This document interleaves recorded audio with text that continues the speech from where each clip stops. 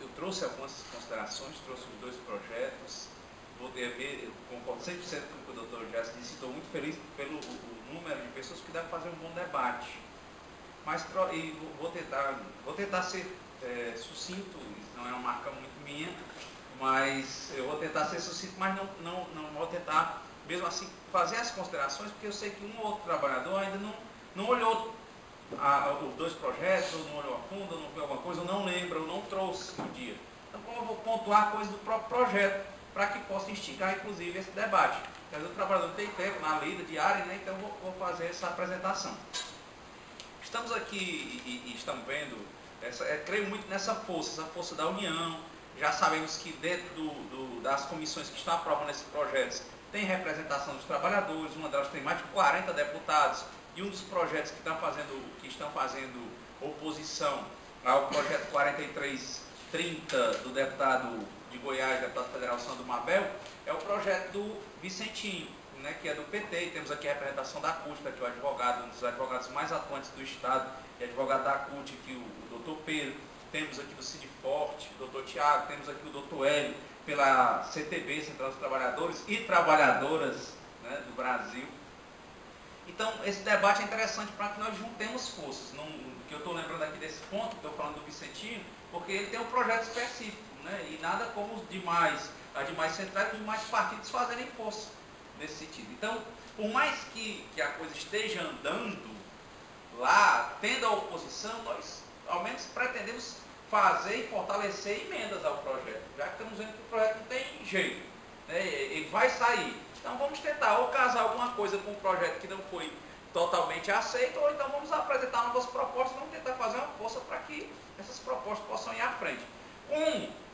Creio muito nisso, nós criamos um canal, acho que alguns já acompanham o nosso jornal, por isso que nós estamos acompanhando, porque creio no poder também da mídia. Às vezes parecemos sós, mas aí filmamos, vemos esses debates, quando estamos olhando, tem pessoas do Brasil inteiro olhando. Daí a finalidade do canal, né, e do jornalzinho, né, o periódico Atividade, e o canal Vida Arte Direito, que são exatamente para tornar existente o que não tem sido produzido ostensivamente. Não é do interesse do capital, por exemplo, que essas coisas estejam sendo discutidas, porque isso pode representar algum embate, alguma quebra de interesse lá dentro. Então nós vamos tentando dar essa visibilidade e por isso que nós também damos atenção dentro das nossas limitações a essa situação.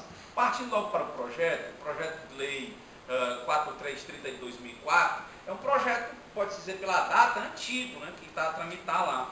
E o projeto, como o Sandro Mabel é representa a bancada empresarial, que é interessante isso, o projeto é de 2004, mas veio, e o projeto estava parado desde 2004 praticamente.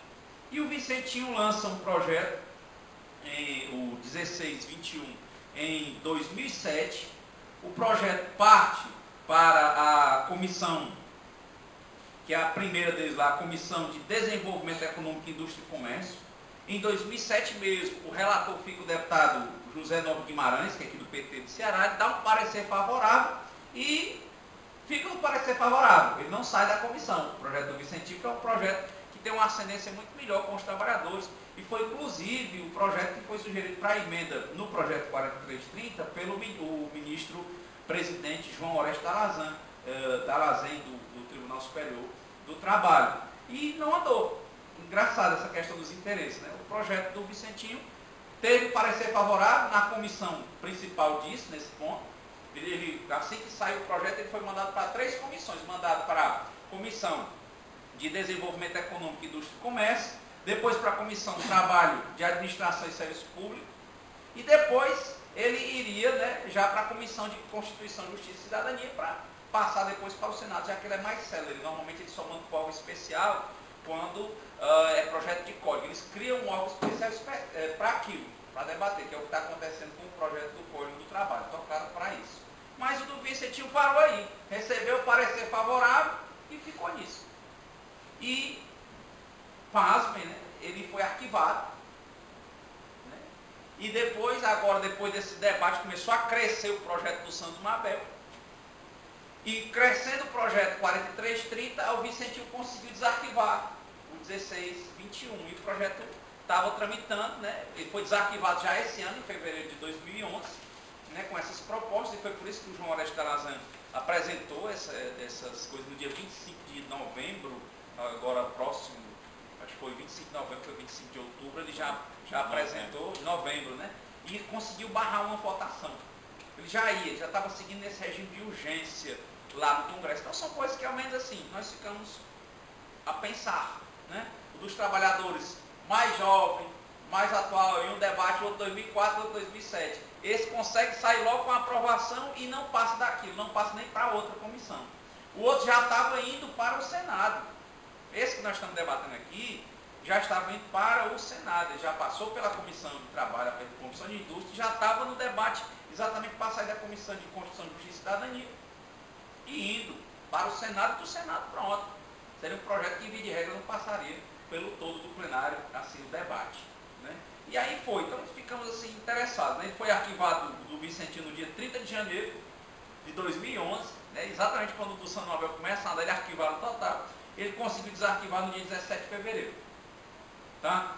E depois dessas discussões, escrevemos, achei interessante, escrevemos uma notícia no periódico Atividade, também em novembro, assim que conseguiu sair da Comissão de Trabalho, e o Sandro Mabel estava lá apresentando uma entrevista em um canal aberto, né, da televisão. Eu vi aquilo e comecei a estudar sobre o projeto. Quando nós lançamos a notícia, teve até quase 1.500 acessos só à notícia, e aí começamos a mexer, achei interessante, um ou outro trabalhador conversando, e aí, por sorte, o projeto já ia sair da Comissão de Constituição, Justiça e Cidadania, e um deputado do PT do Rio Grande do Sul foi lá e fez um pedido dentro da comissão, pedindo para que ele fosse para fez um requerimento pedindo que ele fosse, o deputado Marcon do PT do Rio Grande do Sul pediu, né?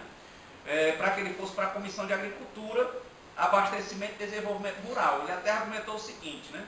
O trabalho terceirizado no campo, portanto, possui grande potencial. Entretanto, é um tema que necessita de ampla discussão com a sociedade e com órgãos de fiscalização do trabalho, uma vez que formas fraudulentas podem promover o trabalho degradante. O PL tem influência na responsabilização de trabalhos análogos ao de escravo, inclusive sob identificação de toda a rede de contratação de trabalho degradante. Ele pediu, isso aí está sendo analisado. Né? E aí já foi agora no dia 10 de outubro, né, de 2011. Aí já demos uma seguradinha e aí no dia 25, como estávamos aqui falando de Pedro, relembrando, o próprio presidente do TST conseguiu mandar um ofício e aqui já conseguiu segurar uma votação em primeiro momento. Bom, quanto ao projeto 4330, eu vi assim 10 pontos principais, rápidos, né, até que eu coloquei na notícia só relembrando. O primeiro, que ele fala assim, quanto à proteção aos trabalhadores, o primeiro ponto que eu achei é na justificativa. Como o doutor Gerson há pouco estava muito bem falando, lembrando, as conquistas do início do século XX, né, conquistas que vamos até mais longe, muitas das conquistas que vêm desde o início da Revolução Industrial, do século XIX ainda, estão sendo todas, via de regra, perdidas. Né, e a ideia de que não há mais tantos problemas nas relações oriundas e decorrentes do trabalho. E isso nós estamos perdendo, e eu achei interessante, porque o argumento do deputado Sandro Mabel diz isso na justificativa. No Brasil, a legislação foi verdadeiramente atropelada pela realidade, ao tentar, de maneira míope, proteger os trabalhadores, simplesmente ignorando a terceirização. Então, a partir daí você já começa a imaginar o que é que viria nesse projeto. E também fazer um alerta para os trabalhadores, porque nós tínhamos um projeto melhor, não era o projeto perfeito, mas um projeto melhor. E o movimento dos trabalhadores, que via de regra, como dizia o Karl Marx no Manifesto Comunista, né? Se realmente os trabalhadores se unirem, eles são muito mais fortes. Mas nós conseguimos, observamos, aliás, que o projeto não andou. Enquanto o projeto do lado de lá caminhou. Não só caminhou, como teve momentos em que ele conseguiu arquivar o da outra força. E não foi se agregando, não traz ideias. Então, primeiro ponto. Ele coloca lá no artigo 2º, parágrafo 1º, se você for ler, abrir o projeto, ele coloca assim, ó, artigo 2º. A empresa prestadora de serviços a terceiros é a sociedade empresária destinada a prestar a contratantes serviços determinados e específicos. Aí no parágrafo 2º ele diz assim, não se configura vínculo empregatício entre a empresa contratante e os trabalhadores ou sócios das empresas prestadoras de serviços, qualquer que seja o seu ramo. É uma coisa que já contraria o que nós temos vivenciado na CLT, né? Porque se há desvirtuamento, conforme o artigo 9º da CLT, né? Aqueles atos não servem, não é isso, doutor Jéssica? Mas aqui ele já está dizendo logo, é como se diz, não existe mais a ideia de contrato de trabalho ser um contrato realidade. Aqui a lei já está impondo que isso não vai configurar nunca vínculo. Não há só pesamento. Então já estamos começando a sentir o tom da lei por aqui. Um segundo ponto, eu coloquei aqui para nós observarmos, no artigo 3º, o inciso 3º, ele diz assim, artigo 3º, CAPT, são requisitos para o funcionamento da empresa prestação de serviço a terceiro. Ele diz que cria um sistema que vai proteger os trabalhadores, porque vai vincular, mas o que é interessante é que ele diz que vincule, e essa ideia de apagar o artigo 9º, temos que tomar cuidado, o artigo 9º que fala sobre essa nulidade de atos que queiram desvirtuar, né, que queiram enganar, né, ele sai do projeto Lei 1463, que é o do Código do Trabalho. E aqui, parece que assim, a legislação parece que foi feita toda casada. Porque no projeto do Código do Trabalho sai essa parte de querer desvirtuar a relação, desvirtuar a legislação. Quando chega no projeto de lei 1463, já vem dizendo o quê? Que não configura vínculo. Então realmente parece que estão construindo, apesar de serem projetos diferentes, parece que estão reconstruindo com o mesmo diálogo a legislação trabalhista, para uma coisa coesa, coerente com os propósitos que vão contra os interesses dos trabalhadores. Então é o primeiro ponto. E ele diz que protege, porque ele diz que no terceiro, esse capítulo, o artigo 3º, no inciso 3º, a linha A e D, ele vai falar, mas tudo ele coloca para a convenção coletiva. Nós sabemos que no momento, diante de vários problemas ligados ao sindicalismo e ligados também ao marco legal, né? Quando se pensou em regulamentar, a primeira ideia de regulamentar as relações de trabalho era, como diziam, que a parte da CLT, dizia o Arnaldo Susequinde, né, o professor Arnaldo Susequinde, que o que era carta de lavoro da CLT era a parte sindical, né? Queria controlar, o resto não seria.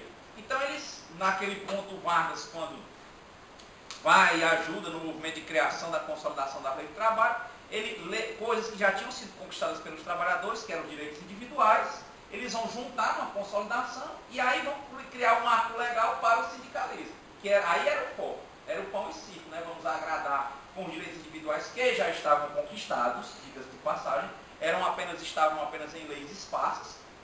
Aí pegaram toda a parte de controle fascista do sindicalismo e colocaram na parte sindical da CLT.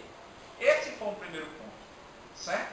E aí eles vêm nessa linha de raciocínio e colocam para a convenção coletiva, para a negociação, toda uma estrutura, mas nós estamos vendo que temos diversos problemas do sindicalismo. Mesmo um deles, por exemplo, é a não ratificação da Convenção 87 da Organização Internacional do Trabalho, que trata sobre a liberdade sindical. E por causa da não ratificação, nós temos vários problemas hoje, como, por exemplo, filiação a sindicato, como a obtenção da carta sindical junto ao Ministério do Trabalho e Emprego, como pulverização sindical, como determinadas diretorias que não se interessam, por exemplo, com a filiação de trabalhadores, porque já vivem principalmente do imposto sindical. Até estava debatendo com o Tiago, com a associação que é a ANDAR, né, a Associação Nacional de Trabalhadores, estávamos com um representante político da ANDAR aqui em uma reunião na semana próxima passada, ele dizendo,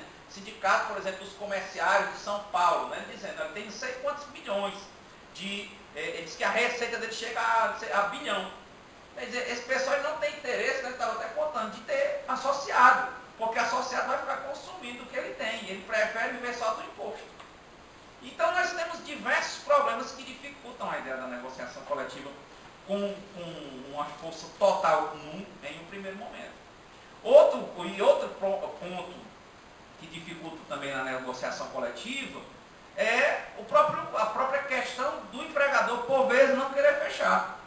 Ele não querer fechar, e aí, se não ratificamos a convenção que trata sobre liberdade sindical, quando ele não quer fechar aquela convenção, passar para o dissídio, por vezes, o judiciário, além da morosidade, tem o descompasso, né, o descompasso social, e aí fica o conflito. Por vezes, os trabalhadores estão buscando uma coisa, tem uma luta, muitos vão ser perseguidos, condutas antissindicais.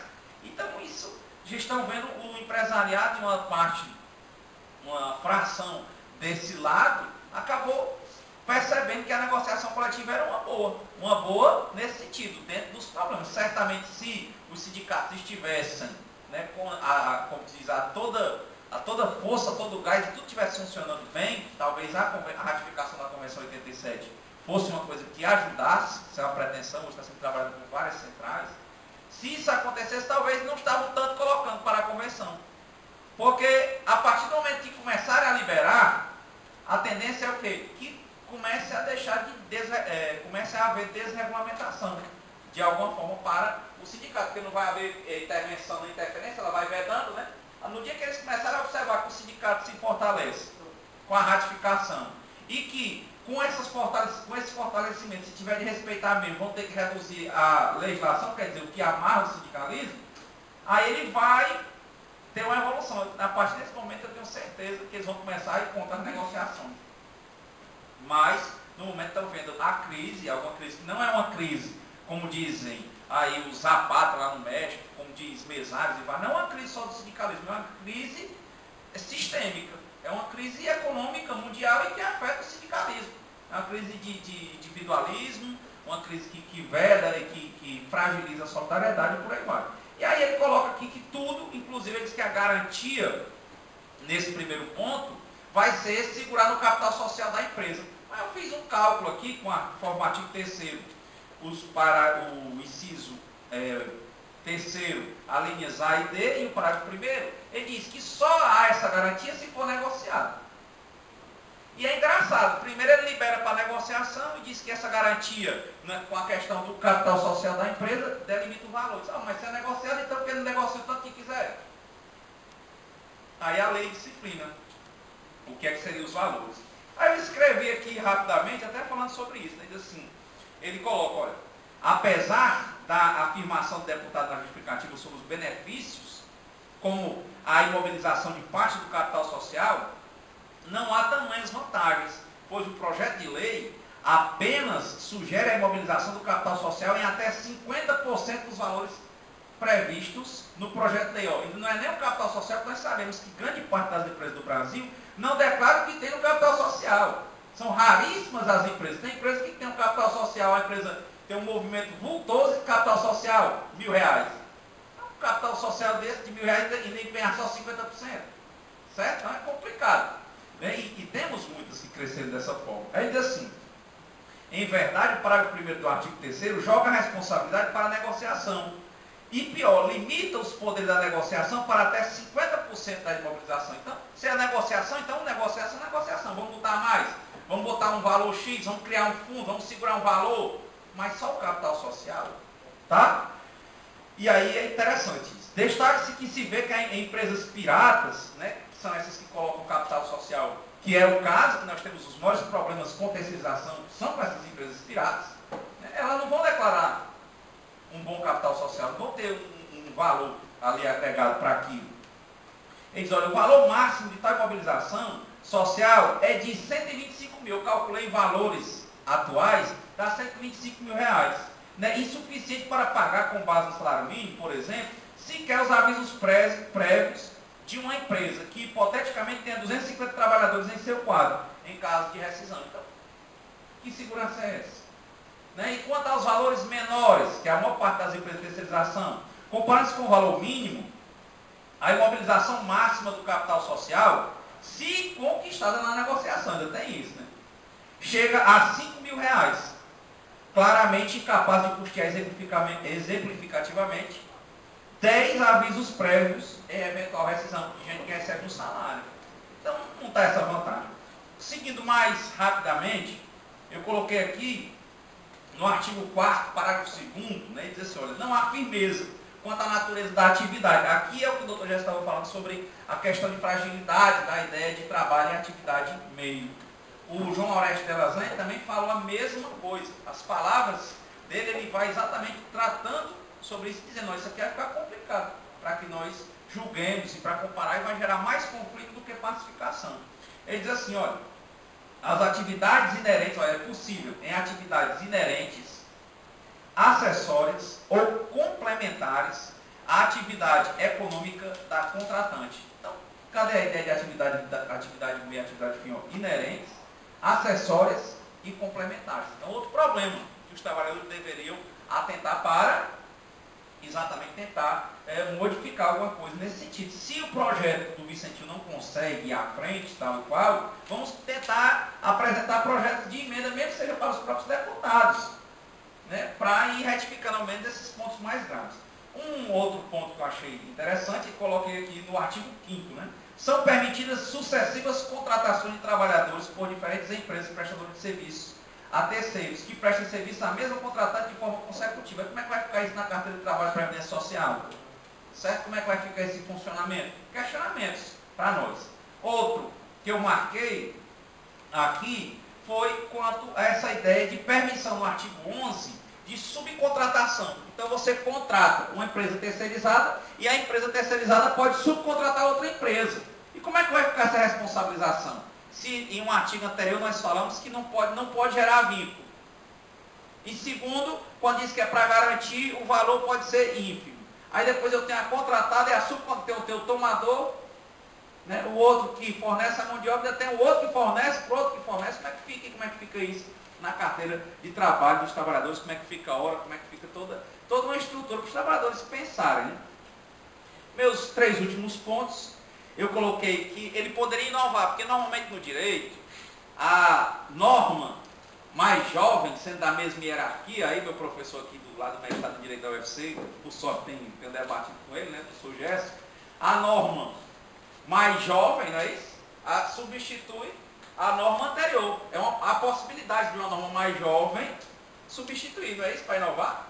E quando você começa a pensar na mesma hierarquia, ao invés de trazer inovações com relação à terceirização especificamente, ele se reporta à questão da administração pública ao artigo 71, parágrafo 1º da Lei 8666, que fala que elide qualquer possibilidade de responsabilização da administração pública. Então aqui ele poderia inovar. Acho que era uma grande sugestão, e não apenas remeter para a Lei 8666, porque foi declarada constitucional agora pela ADC 16, certo? Então, aqui já seria outro ponto que nós poderíamos enfrentar. Como responsabilizar?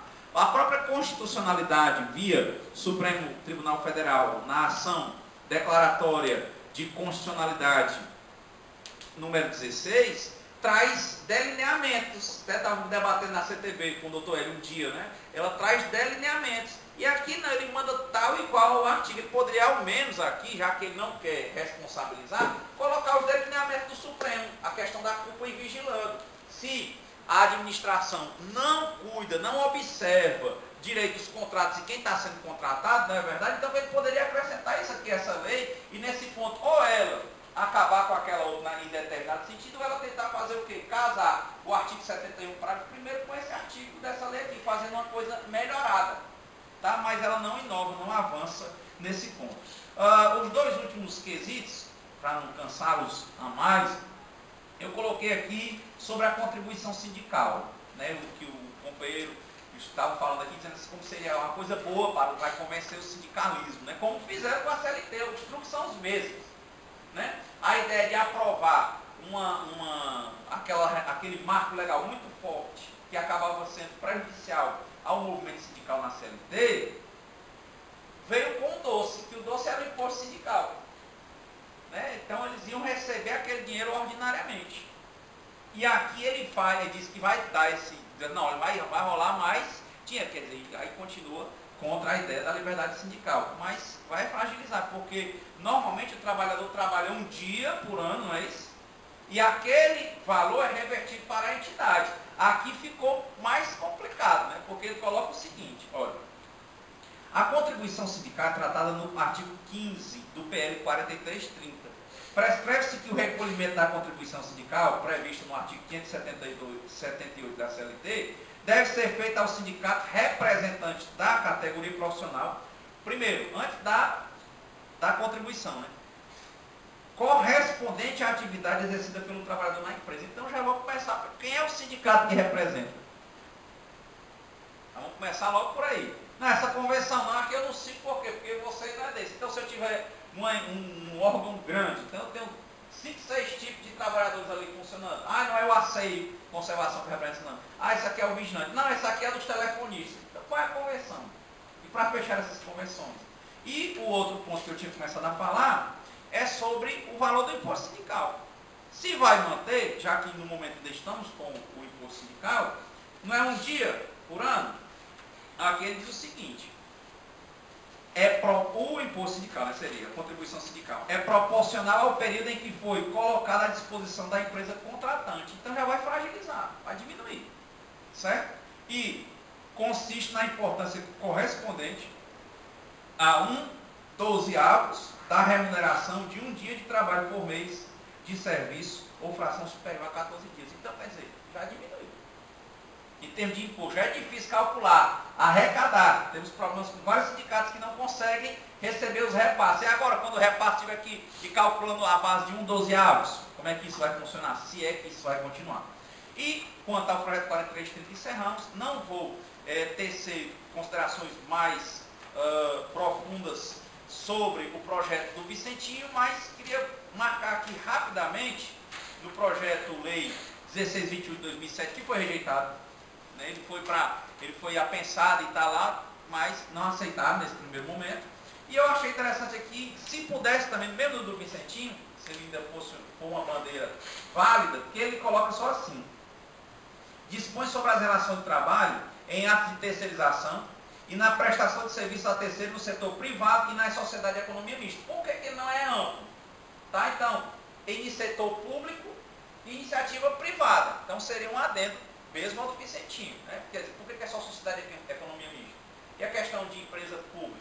E é a questão do próprio Estado. Né? Então, aqui era para regulamentar tudo. Então, uma primeira que eu marquei. O resto, algumas coisas eu achei interessantes. Por quê? Porque ele impõe que haja exatamente comunicações aos sindicatos e que a empresa esteja ok. Né? Era uma coisa que era interessante se colocar quando se trabalhasse a administração pública, aí uma sugestão. No tempo que eu trabalhei no Ministério Público do Trabalho, tivemos cursos, né, com vários doutrinadores dessa parte, que estão juntando num sistema nacional informatizado todos os dados das empresas.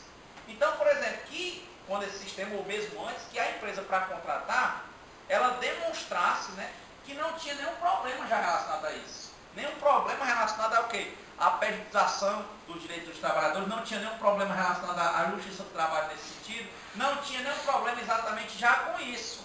Isso aconteceu porque na USP, até no artigo do Jorge Luiz Souto Maior, Carta Aberta aos Terceirizados da USP, ele demonstra que aquele problema que aconteceu com os terceirizados de lá, aquela empresa já tinha mais 4 termos de ajustamento de conduta firmados com relação aos terceirizados. E problema na justiça do trabalho. E mesmo assim a USP continuava e continua com a empresa. Entendeu? Então aqui no projeto do Vicentinho eu achei interessante o quê? E melhorar isso, primeiro ampliar para a administração pública. E o segundo momento colocar que a empresa, para contratar com a administração, já que hoje a administração pública é uma das que mais contrata, não é isso? Colocar que a empresa só poderia contratar, e aí acrescentar aqui, ou acrescentar um novo projeto na lei de licitações e contratos, que a empresa apresentasse que ela estava com tudo ok, sem nenhuma questão trabalhista por um determinado período de tempo com relação à terceirização. Então, no mais, agradecer, né, como eu disse, me desculpar por tentar ser sucinto, mas não é uma marca muito nossa, mas tinha que apresentar no primeiro momento, porque, como disse, alguns não viram, não lembraram aí o debate, mas muito obrigado.